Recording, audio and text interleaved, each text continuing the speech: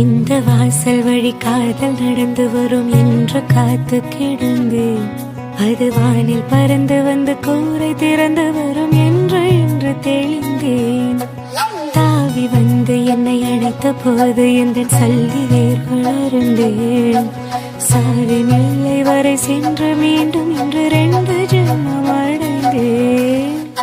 துடிக்கும் உதடு கொண்டு துடைத்திட வெட்கத்தை அணைப்பின் ஆதிக்கத்தால் வெளியேற்று அச்சத்தை.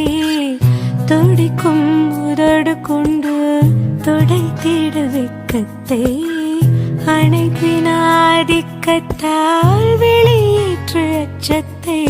சுகமாய் சுகமாய் கொள்ளையிடு, என் உயிரை மட்டும் விட்டுவிடு.